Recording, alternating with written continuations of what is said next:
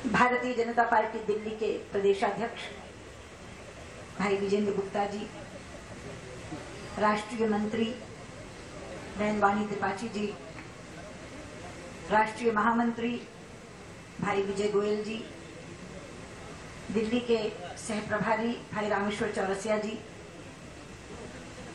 मंच पर आसीन पार्टी के सभी वरिष्ठ साथीगण और आज की इस बैठक में उपस्थित मेरे बहुत ही स्नेही कार्यकर्ता साथियों,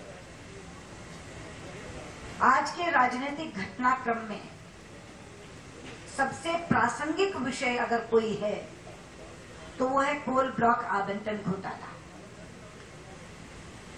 और आज इसी विषय पर मैं आपसे बात करने आई हूं, क्योंकि हिंदुस्तान में जब कोई एक विषय जनता के बीच में चला जाता है तो उसकी चर्चा हर जगह होने लगती है। ढाबे पर जाओगे तो चर्चा होगी, चाय वाले की दुकान पे जाओगे तो चर्चा होगी, पान खाने जाओगे तो पनवाड़ी की दुकान पे चर्चा होगी, मेट्रो में चलोगे तो मेट्रो में चर्चा होगी, बस में चलोगे डीटीसी की तो उसमें चर्चा होगी। और अगर थोड़ा भी आदमी कुर्ता पाजामा पहने हुए राजनीतिक कार्यकर्ता सा लगे तो उससे लोग बाकायदा बहस करने लगते हैं। इसलिए मैं ये मानती हूं कि हमारे कार्यकर्ता जब भी कोई ऐसा विषय आए तो उनको हमें तर्कों और तथ्यों से लैस कर देना चाहिए। सही तथ्य विषय के बता दिए जाएं और सबल तर्क अगर उन्हें दे दिए जाएं तो जैसे सैनिक सीमा पर जाकर शत्रु का मुकाबला करता है, वैसे ही एक राजनीतिक कार्यकर्ता अपने विरोधियों का मुकाबला कर सकता है और हमेशा जीत हासिल करके आता है, विजय प्राप्त करके आता है। आज इसीलिए आपके बीच में आई हूं। कई बार लोगों को लगता है विषय बहुत जटिल है, लेकिन बहुत सरल सीधे साधे शब्दों में ये घोटाला क्या है ये मैं आपको बताना चाहूंगी। सबसे पहले दो चीजें हम याद रखें कि कोयला राष्ट्रीय संपत्ति है और इसके आवंटन का अधिकार केवल और केवल केंद्र सरकार को है। वो राज्य भी जहां कोयले की खदानें हैं, उन राज्य सरकारों को भी उन खदानों पे खनन करने का अधिकार नहीं है। एक छटाक कोयला भी कोई राज्य सरकार उस खदान में से नहीं निकाल सकती जो खदान उसके क्षेत्र में है, उसके राज्य में है। अपनी आवश्यकता के लिए भी उसे केंद्र सरकार को लिखना पड़ता है और कोयला मांगना पड़ता है। और जितना देती है केंद्र सरकार उसी से संतोष करना पड़ता है। नहीं मिले तो संघर्ष करना पड़ता है, पर आवंटन से ज्यादा खनन नहीं कर सकते। और इसका सबसे बड़ा उदाहरण देती हूं, मध्य प्रदेश में हमें अपने विद्युत उत्पादन के लिए 17 लाख मीट्रिक टन कोयले की जरूरत होती है। हम वर्षों से केंद्र सरकार को लिख रहे हैं कि हमें 17 लाख मीट्रिक टन कोयला दे दो। खदानें हमारे यहाँ हैं, मध्य प्रदेश में बहुत कोयला है, बहुत खदानें हैं, लेकिन केंद्र सरकार हमको 11 लाख मीट्रिक टन देती है। 6 लाख मीट्रिक टन कम, लेकिन हम वो 6 लाख मीट्रिक टन अपने आप नहीं निकाल सकते। इनसे लड़ाई लड़ रहे हैं कि 11 का 17 कर दो। ये हमें कहते आयात कर लो, ऑस्ट्रेलिया से मंगा लो। हम कहते हमारे अपने यहाँ कोयला है, हमारे यहाँ कोई बंदरगाह भी नहीं है, कोई समुद्र तट नहीं लगता, लेकिन आप हमें कहते हैं ऑस्ट्रेलिया से मंगा लो। कहते हाँ, क्योंकि हमें औरों को बांटना है। तो पहली बात क्या कि किसी भी राज्य सरकार का अधिकार ही नहीं है अपने लिए भी खनन करने का। केवल केंद्र सरकार इसका आवंटन करने का अधिकार रखती है। ये पहली बात याद रखना। दूसरी बात, ये जितना प्रकरण है 8 साल का, इसमें सारे मंत्री कांग्रेस के खुद के रहे हैं, कभी सहयोगी दल का मंत्री नहीं रहा। ये जिस 8 साल की अवधि की हम बात कर रहे हैं, जब से यूपीए 1 आया, फिर यूपीए 2 आया, मनमोहन सिंह की सरकार की कार्यकाल के 8 साल बीते हैं ना, उस 8 वर्ष में कोयला मंत्री हमेशा कांग्रेस का रहा है। दसारी नारायण राव रहे, संतोष बगरोडिया रहे, सुब्बीराम रेड्डी रहे, श्री प्रकाश जायसवाल रहे और स्वयं मनमोहन सिंह प्रधानमंत्री रहते हुए कोयला मंत्री रहे। ये दो बातें मैंने क्यों बताई हैं? इसलिए बताई हैं कि इस पूरे प्रकरण में ना तो केंद्र सरकार किसी राज्य सरकार के सिर पर ठीकरा फोड़कर बरी हो सकती और ना किसी सहयोगी दल के सिर पर ठीकरा फोड़कर बरी हो सकती। ये शुद्ध कांग्रेस का घोटाला है और केंद्र सरकार का घोटाला है। अब घोटाला है क्या? क्या है ये घोटाला? मित्रों, 1993 तक कोयले का आवंटन राज्य सरकार के सिफारिश पर केंद्र सरकार किया करती थी। राज्य सरकार पत्र भेजती थी, केंद्र सरकार आवंटन करती थी। 1993 के बाद एक स्क्रीनिंग कमेटी की पद्धति आई। वो स्क्रीनिंग कमेटी बैठती थी, जितने आवेदन और एप्लीकेशंस आती थी उसमें से तय करती थी किस किस को कोल ब्लॉक आवंटन करना है, और वो स्क्रीनिंग कमेटी अधिकारियों की होती थी। लेकिन एक चीज और याद रखना, स्क्रीनिंग कमेटी भी केवल सिफारिश कर सकती है, राज्य सरकार भी तब केवल सिफारिश कर सकती थी। कोयले के ब्लॉक का आवंटन मंत्री के अपने हस्ताक्षर के नीचे होता है।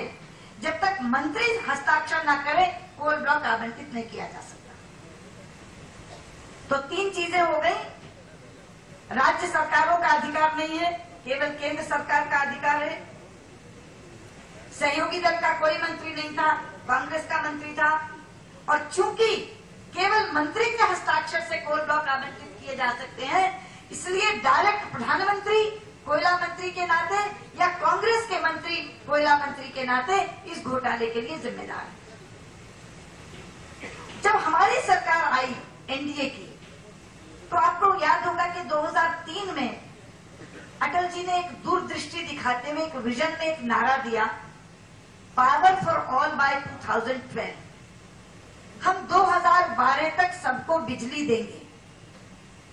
ये हमने एक स्वप्न देखा और इसकी एक योजना बनाई। तो हमने कहा कि 2012 तक अगर बिजली देंगे तो विद्युत उत्पादन में निजी कंपनियों को आने देंगे। अब निजी कंपनियों को आने देंगे तो निजी कंपनियों को क्या क्या देंगे? तो हमने कहा जो थर्मल पावर में आएंगी उनको हम कैप्टिव कोल ब्लॉक देंगे। कैप्टिव कोल ब्लॉक का मतलब है उस पावर प्लांट के लिए इस्तेमाल करने के लिए कोयले का ब्लॉक हम उन्हें देंगे।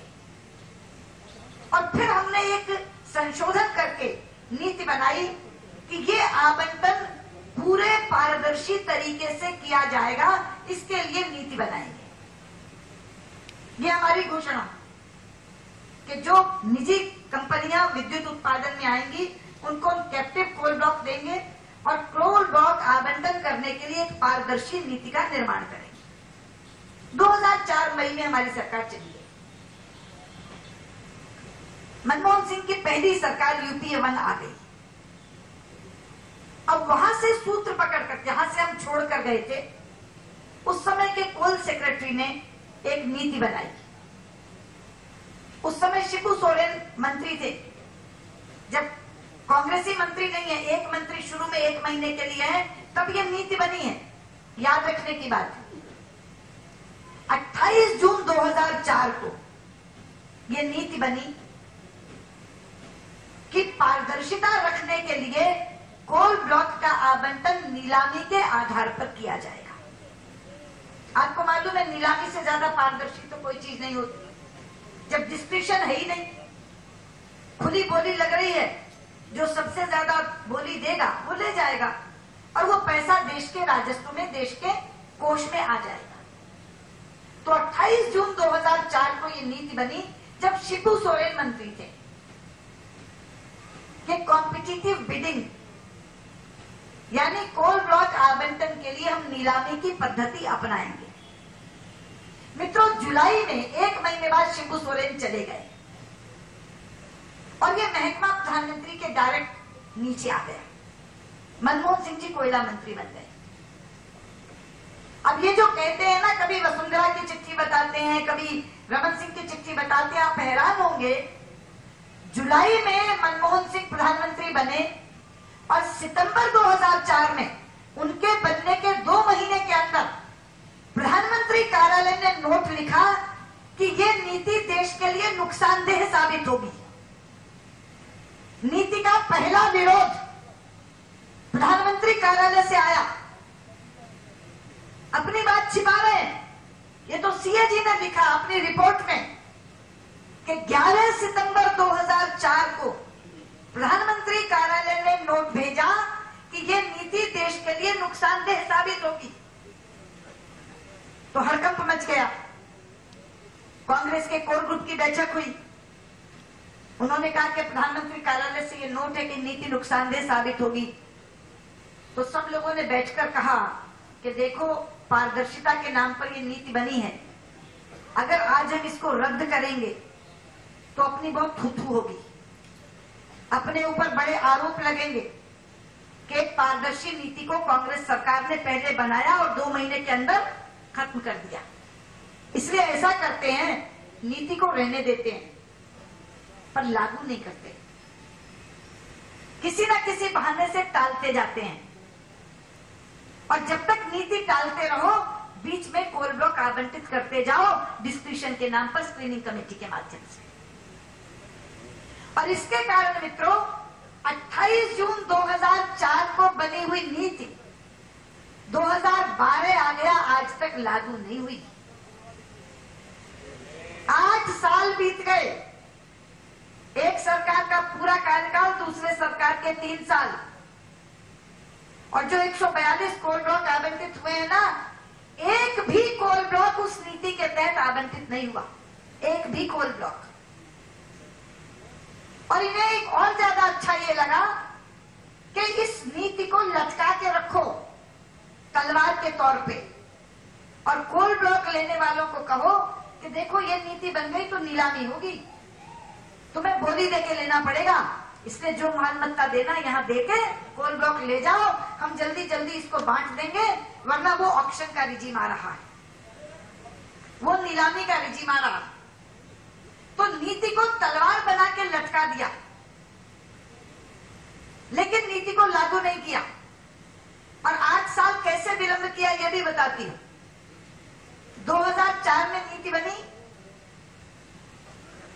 तो लॉ मिनिस्ट्री को लिखा कि क्या हम इस नीति को प्रशासनिक आदेश से लागू कर सकते हैं, एडमिनिस्ट्रेटिव इंस्ट्रक्शन से लागू कर सकते हैं। लॉ मिनिस्ट्री ने लिख दिया हाँ कर सकते हैं। इन्हें लगा ये क्या लिख के भेज दिया, अगर प्रशासनिक आदेश से लागू कर सकते हैं फिर तो 10 दिन में प्रशासनिक आदेश निकालना पड़ेगा। तो उनको बुला के समझाया, भैया अपना नोट बदलो, ये कहो कि इसके लिए कानून की जरूरत है। कभी ऐसा हुआ है कि लॉ मिनिस्ट्री अपनी दी हुई राय को ही बदल दे? लॉ मिनिस्ट्री ने दूसरी चिट्ठी भेजी और कहा हमसे गलती हो गई थी, जो हमने कह दिया था प्रशासनिक आदेश से लागू हो सकती है, इसके लिए तो कानून की जरूरत है। 2 साल लगा दिए कानून बनाने में। और कानून क्या था? एक संशोधन, एक अमेंडमेंट केवल। तो 2004 में नीति बनी, लॉ मिनिस्ट्री को कह के 2 साल बाद 2006 में कानून ड्राफ्ट हुआ।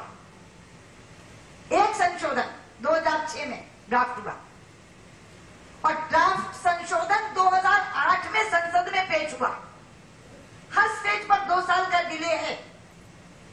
2004 में नीति बनी, 2006 में कानून का संशोधन का ड्राफ्ट बना, 2008 में संसद में पेश हुआ और 2010 में संसद से पास कराया, फिर 2 साल का डिले। और पारित विधेयक को 2 साल बाद फरवरी 2012 में अधिसूचना जारी करके अधिसूचित किया। पारित विधेयक जो 2010 में पारित हो गया, उसको 2012 में अधिसूचित किया और इस बीच में भी कोल ब्लॉक बांटते रहे। ये एक एक चीज दिमाग में दर्ज कर लो कि 8 साल का विलंब है, हर स्टेज पर 2-2 साल का विलंब है। 2004 में नीति बनी, 2006 में कानून बना, 2008 में कानून पेश हुआ, 2010 में कानून पारित हुआ और पारित कानून अधिसूचित हुआ 2012 में, और इस पूरे बीच में कोल ब्लॉक बढ़ते गए। अब जितनी देरी मित्रों करी नीति लागू करने में, उतनी जल्दी करी कोल ब्लॉक को बांटने में। एक आंकड़ा याद रखना, 1993 से 2005 के बीच 12 वर्षों में जितनी सरकारें रही, सबने कुल मिलाकर 70 कोल ब्लॉक आवंटित किए। 1993 से 2005 के बीच, और इन्होंने 2006 से 2010 के बीच 142 कोल ब्लॉक आवंटित किए। 12 वर्षों में 70 और 4 वर्षों में 142, यानी दुगने से भी ज्यादा। जल्दी क्या थी? जैसे मैंने कहा कि वो तलवार लटकी हुई थी, अगर वो नीति कभी ना कभी तो लागू होनी थी, कितना और डिले करते। तो जब वो नीति आ जाती तो पैसा बनाने का कि मुर्गी मर जाती, इसलिए इन्होंने वो तलवार लटकाकर और 8 साल की डिले में 142 कोल ब्लॉक आवंटित कर दिए। ये जो मैंने शब्द इस्तेमाल किया था ना, मोटा माल, वो ऐसे नहीं किया था। वो मोटा माल खाने के लिए 8 साल की देरी की गई, और वो मोटा माल खाने के लिए 8 साल में 142 ब्लॉक बांट दिए गए। अब वो मोटा माल कैसे खाया जा रहा था? जब हमने ये पूछा कि आपने 8 साल की देरी क्यों की, बाहर पूछा, संसद तो चल नहीं रही थी, तो प्रधानमंत्री ने जवाब दिया है कि हमने तो कोल ब्लॉक इसलिए जल्दी जल्दी बांटे क्योंकि अगर हम नहीं बांटते तो विद्युत का उत्पादन नहीं होता, कम बिजली पैदा होती। अगर हम नहीं बांटते तो जीडीपी का विकास दर कम बढ़ती, और अगर हम कम बांटते तो देश के खजाने में पैसा कम आता। तो हमने कहा कि जो आपने कोल ब्लॉक बांटे उसमें एक को छोड़कर किसी ने खनन का काम शुरू नहीं किया। कहां है वो बिजली? कहां है वो जीडीपी की विकास दर? और कहां है वो रेवेन्यू? तो हमने कहा बिजली तो गायब हो गई, बनी ही नहीं, विकास दर बढ़ी ही नहीं, रेवेन्यू जरूर आया, सरकारी खजाने में नहीं आया, कांग्रेस पार्टी के खजाने में आया। तो ये चीजें बिल्कुल सीधी सीधी सपाट है, इसमें कोई हेरफेर नहीं है, इसमें किसी पे मना भी नहीं कर सकते। वो नहीं कह सकते कि 8 साल की डिले नहीं है, वो नहीं कह सकते कि 8 साल में 142 ब्लॉक नहीं बांटे। और दूसरी चीज तो सर्कमस्टेंशियल एविडेंस अपने आप है कि अगर 8 साल में तुम नीति लागू नहीं करते और 8 साल में 142 कोल ब्लॉक बांट देते हो और बिजली बनती नहीं, विकास दर बढ़ती नहीं, तो रेवेन्यू जहां आता है उसी को मित्रों मोटा माल कहते हैं, मोटा माल। तो ये जो इतना बड़ा घोटाला आया, सीएजी के पास जब ये मामला गया तो सीएजी ने पूरे 142 ब्लॉकों का घाटा जो निकाला, वो मालूम है, वो 1,86,000 करोड़ नहीं निकाला, वो 10 लाख करोड़ निकाला। 10 लाख करोड़ के घाटे की ड्राफ्ट रिपोर्ट भेजी उन्होंने। सीएजी का एक तरीका है, जब ड्राफ्ट रिपोर्ट आती है तो सरकार जवाब देती है, और अगर सीएजी कन्विंस होता है तो उसके जवाब को मंजूर करता और फिर नई रिपोर्ट फाइनल देता।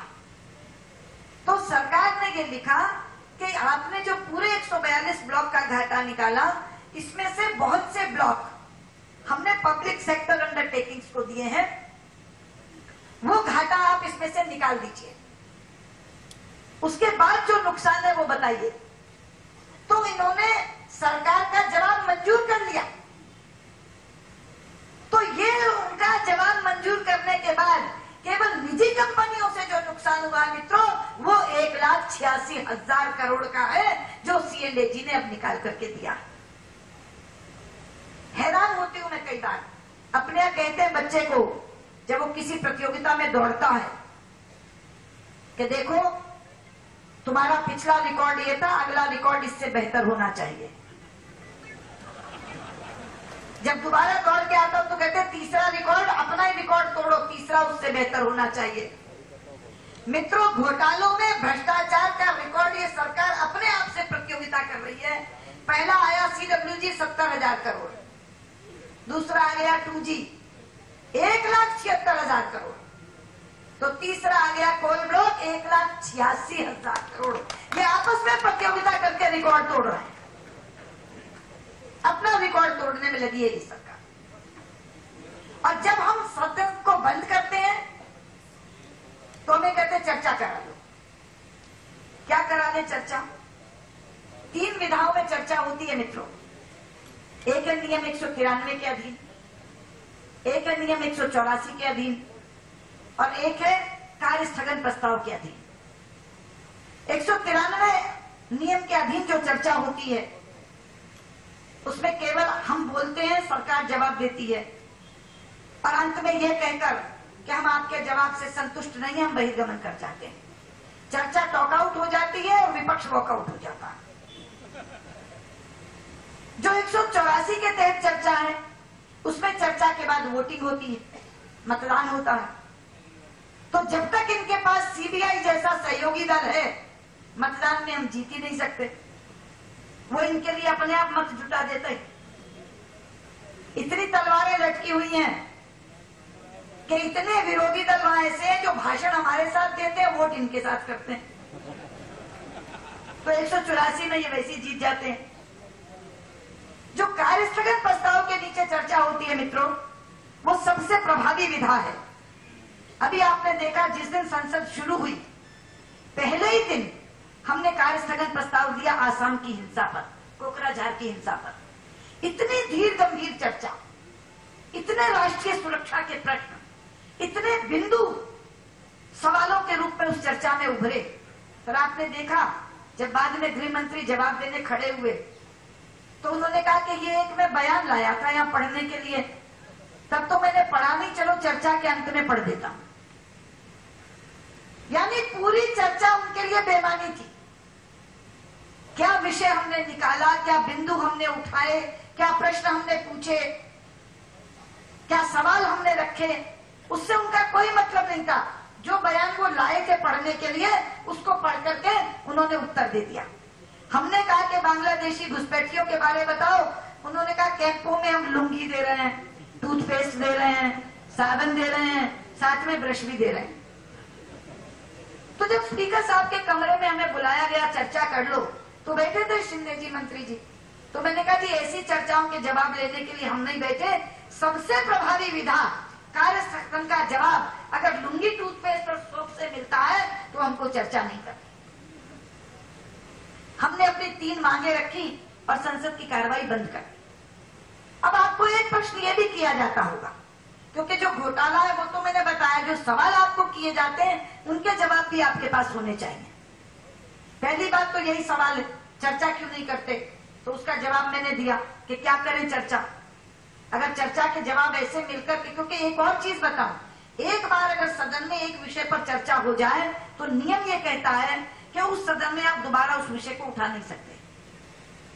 तो अगर हम चर्चा कर लें तो 24 घंटे में विषय समाप्त। उसके बाद तो स्पीकर सीधी कहेंगी कि ये देखिए रूल बुक कहती है अब हो गया ना, अब आप ये विषय नहीं उठा सकते, बाकी काम करिए।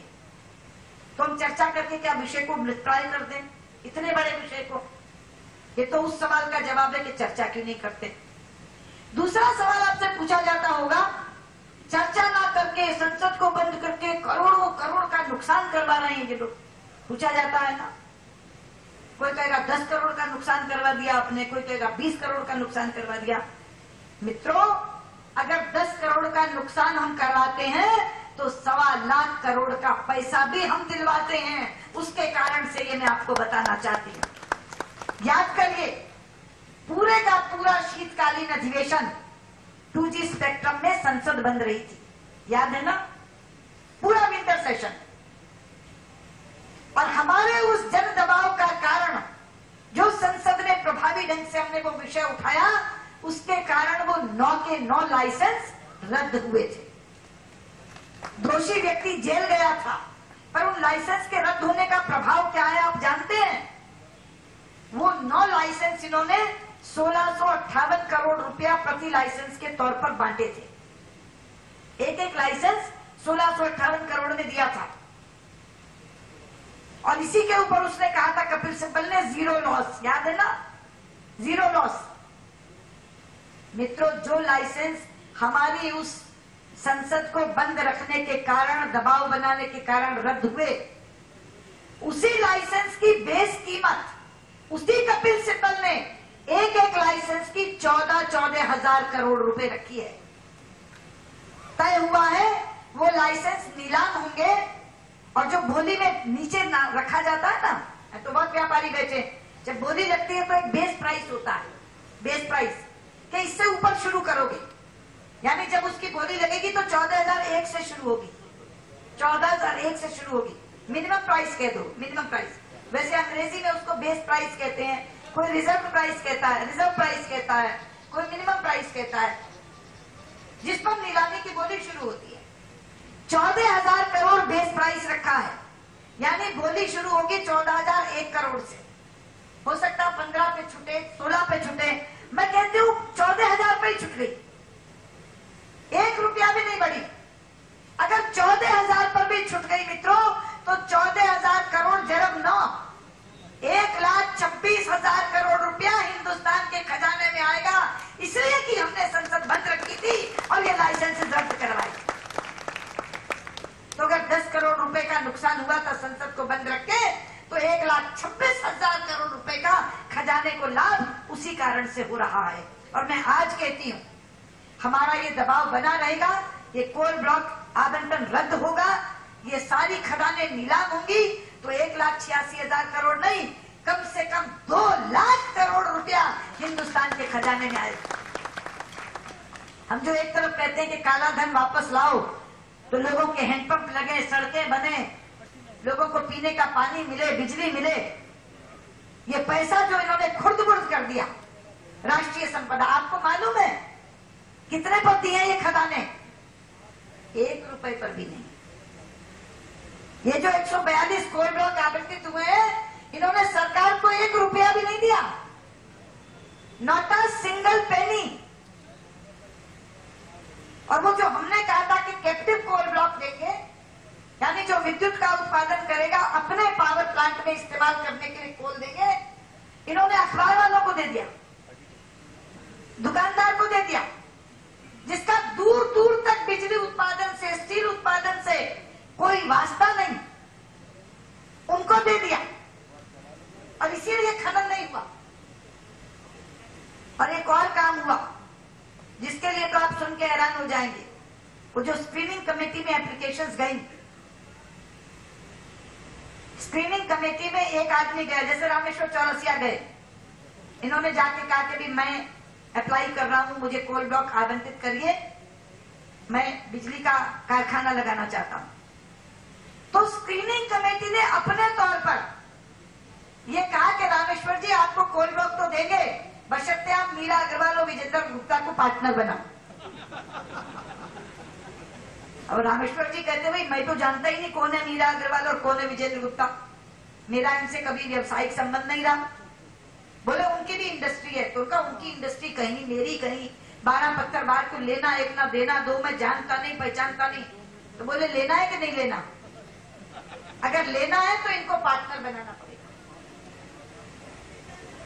वो जो पार्टनर बनाए गए वो थे जो मोटा माल देकर आए थे। वो स्क्रीनिंग कमेटी, कभी सुना है कि जॉइंट वेंचर स्क्रीनिंग कमेटी बना के दे? आपका पार्टनर कौन होगा, आप व्यवसाय किसके साथ करना चाहेंगे, ये आप तय करेंगे कि स्क्रीनिंग कमेटी तय करेगी? लेकिन स्क्रीनिंग कमेटी में जॉइंट वेंचर्स बने और कहा गया कि एक कोल ब्लॉक 3 जनों को दिया जाएगा। आपके एप्लीकेशन तो मान रहे हैं, मगर ये 2 भी आपके साथ हो। ऐसी ऐसी चीजें घटी हैं मित्रों, ऐसी ऐसी चीजें घटी हैं, कानों के कीड़े झड़ते हैं। क्या क्या तरीका निकाला है इन्होंने भ्रष्टाचार करने का, कैसे राष्ट्रीय संपदा खुर्द-बुर्द की है। क्या असीमित कोयला है हमारे यहाँ? मैं अभी आपको बता रही हूँ कि मध्य प्रदेश रो रहा है, 6 लाख मीट्रिक टन हमें कम दे रहे हैं। हमें कहते हैं ऑस्ट्रेलिया से मंगा लो। आसान है क्या इंपोर्ट करना? इतना महंगा हो गया है कोयला। और ये जो 8 साल की डिले है ना, इसका एक ये भी कारण है कि अंतरराष्ट्रीय के बाजार में कोयले के दाम इतने बढ़ गए थे कि कोयला सोना बन गया था। इसलिए उनको लगता था कि कोयला और दाम बढ़ने दो, खनन करेंगे और सीधे बेचेंगे। तो कैप्टिव कोल ब्लॉक की जो शर्त थी उसको भी इन्होंने खत्म कर दिया, अपने आप जॉइंट वेंचर्स बना दिए। और वो जो नीति, सबसे पहला जो बयान में पहला पैराग्राफ है उस पे अपनी पीठ थपथपा रहे हैं प्रधानमंत्री। यूपीए 1 पहली सरकार है जिसने इतनी पारदर्शी नीति बनाई कि नीलामी के माध्यम से हम कोल ब्लॉक आवंटन करेंगे। हमने कहा नीति तो बनाई मगर लागू क्यों नहीं की प्रधानमंत्री जी, लागू क्यों नहीं? अरे आप उस यश के भागीदार कब होते अगर उस पारदर्शिता को मेंटेन करते हुए आपने वो कोल ब्लॉक नीलामी के माध्यम से बांटे होते तो पारदर्शिता भी होती, देश के खजाने में पैसा भी आया होता। आपने पारदर्शिता की तो धता बता दी, आपने देश के खजाने को भी लूट लिया और इतना बड़ा नुकसान पहुंचाया कि पूरी राष्ट्रीय संपदा अपनी जागीर समझ के आपने खुर्द-बुर्द कर दी क्योंकि आपकी पार्टी को पैसा मिल रहा था। इसलिए मित्रों, ये छोटा मोटा घोटाला नहीं है, एक सुबोध कांत साय नहीं, वो पूरी 142 जो है ना, हमने कहा सबकी जन्म कुंडलियां निकाल लो, उसमें कई सुबोध कांत साय निकलेंगे, उसमें कई सुबोध कांत साय निकलेंगे। इनके अपने एमपी है नवीन जिंदल, सबसे ज्यादा 1/3 कोल ब्लॉक उन्हें मिले हैं। विजय दर्रा इनके अपने एमपी हैं, 8 कोल ब्लॉक उन्हें मिले हैं। सुबोध कांत साय की चिट्ठी पर एक मिला है, मोतीलाल वोरा की चिट्ठी पे मिला। अभी तो हम उसको निकाल रहे हैं, वो पूरे 142 ब्लॉक हम लोग छांट रहे हैं। लेकिन हम हैरान हैं कि इतने बड़ी बात का जवाब 3 पेज का एक स्टेटमेंट लिखकर लाए प्रधानमंत्री। शोर था इसलिए सदन पटल पर रखकर चले गए, मगर बाहर जब गए तो पत्रकारों ने पूछा कि हमें तो बताओ, हम आपसे पूछ रहे हैं, यहां तो कुछ बोलो। तो प्रधानमंत्री क्या कहते हैं? हजारों जवाबों से बेहतर है मेरी खामोशी। हजारों जवाबों से बेहतर है मेरी खामोशी, न जाने कितने सवालों की आबरू रखी। प्रधानमंत्री जी, आपने किसी सवाल की आबरू नहीं रखी, आप स्वयं बेआबरू होकर निकले। देश को बेआबरू किया आपने। किसी प्रधानमंत्री को सवालों की आबरू रखने की आवश्यकता नहीं है। जब विपक्ष प्रश्न करता है तो प्रधानमंत्री को उत्तर देना होता है, खामोश नहीं रहना होता। और अगर आपको शायरी की भाषा में ही बात कहनी है तो मैं कहना चाहती हूँ प्रधानमंत्री जी, तुम बोलो तो कोई बात बने, तुम बोलो तो कोई बात बने, खामोशी गलतफहमियां बढ़ाती है। और आपने वो गलतफहमियां बढ़ाई है मित्रों। लेकिन आपके मन में अगर कोई गलतफहमी इस बात को लेकर थी कि शायद हमारी कोई राज्य सरकार दोषी है, शायद और कोई मंत्री दोषी है, तो वो सारी गलतफहमियां निकाल दीजिए मन से और बिल्कुल शुद्ध सपाट स्पष्ट होकर कि इसमें कांग्रेस के घर में पहली आंच पहुंची है, कोई सहयोगी दल इसमें जिम्मेदार नहीं है। पहली बार कांग्रेस पार्टी सरकार का मुखिया और कोयला मंत्री होने के नाते स्वयं प्रधानमंत्री सीधे जिम्मेदार हैं। 3 दिन पहले मुझे श्रीमती सोनिया गांधी का फोन आया और उन्होंने मुझे कहा कि सुषमा जी, संसद नहीं चल रही, क्या कोई रास्ता निकल सकता है? तो मैंने कहा आप क्या रास्ता सुझाती हैं? उन्होंने कहा आप चर्चा मान जाइए। तो मैंने कहा कि चर्चा से पहले 2 शर्तें आपको पूरी करनी होंगी। बोली क्या? मैंने कहा एक तो सारे के सारे कोल ब्लॉक आवंटन रद्द कर दीजिए और दूसरा एक स्वतंत्र और निष्पक्ष जांच बैठा दीजिए कि इसमें क्या घोटाला हुआ है। तो उन्होंने कहा कैंसिलेशन। मैंने कहा कैंसिलेशन। वो चुप हो गई। तो मैंने जो अभी रामेश्वर चौरसिया जी ने बात बताई वो उन्हें कहा कि सोनिया जी, कुछ पहली बार कैंसिलेशन नहीं हो रहा है। हमारे रिजीम में पेट्रोल पंप और गैस एजेंसियां बटी थी तो आरोप लगा था करप्शन का। मैंने कहा मैं संसदीय कार्य मंत्री थी, अटल जी ने मुझे बुलाया और 2 मिनट में फैसला करके कह दिया सुषमा जाओ जाके अनाउंस कर दो ये सारे के सारे कैंसिल किए जाते हैं। मैंने कहा हमारे यहां भी विरोध था, सब लोग सहमत नहीं थे, मगर अटल जी ने कहा मैं भ्रष्टाचार का आरोप लेकर जी नहीं सकता, जाओ और जाकर अनाउंस कर दो। तो बोले yes, but that was a different issue. I said, no, Sonia ji, that was not a different issue. The only difference was there was no CAG report against us. We did it only on the basis of media reports. मैंने कहा कोई अंतर नहीं था। उन्होंने कहा वो एक अलग विषय था। मैंने कहा अलग विषय नहीं था, अंतर केवल इतना था, हमारे खिलाफ कोई CAG रिपोर्ट नहीं थी सोनिया जी, केवल मीडिया की रिपोर्ट के आधार पर हमने सारे के सारे पेट्रोल पंप और सारी गैस एजेंसियां कैंसिल कर दी थी, रद्द कर दी थी। आप भी कर दीजिए। बोली ओके, रख दिया फोन। 5 मिनट बाद फिर फोन आया। फिर उन्होंने मुझे कहा the prime minister is away to Iran, he'll come back tomorrow, I'll put this up to him। प्रधानमंत्री ईरान गए हैं, कल आ जाएंगे, मैं आपका सुझाव उनके सामने रखूंगी। ठीक है। मैंने अपने सभी साथियों को बताया, आडवाणी जी को, अरुण जी को, अनंत कुमार जी को। उन्होंने कहा हम बिल्कुल सहमत हैं इस बात से। लेकिन मुझे हैरानी हुई मित्रों, कई बार इतनी नकारात्मक ध्वनि निकालता है मीडिया कि जो 2 बातें हमने पूर्व शर्त के रूप में रखी थी, संसद में चर्चा की, उसमें कहा कि बीजेपी ने तो अपनी प्रधानमंत्री के इस्तीफे की मांग ही हटा दी। तब मैंने ट्वीट भी किया और कल मुंबई से बोला भी कि हम इसमें प्रधानमंत्री को डायरेक्टली नैतिक रूप से जिम्मेदार मानते हैं, सरकार के मुखिया के नाते नहीं, सीधे कोयला मंत्री के नाते। इसलिए उनके इस्तीफे की मांग से पीछे हटने का प्रश्न ही पैदा नहीं होता। अगर डिबेट होती तो उसमें भी हमारा ऑपरेटिव पार्ट यही होता कि नैतिक रूप से आप जिम्मेदार हैं, आप इस्तीफा दीजिए। ये 2 बातें डिबेट की पूर्व शर्त के रूप में हमने रखी थी। दोनों का अंतर समझिए।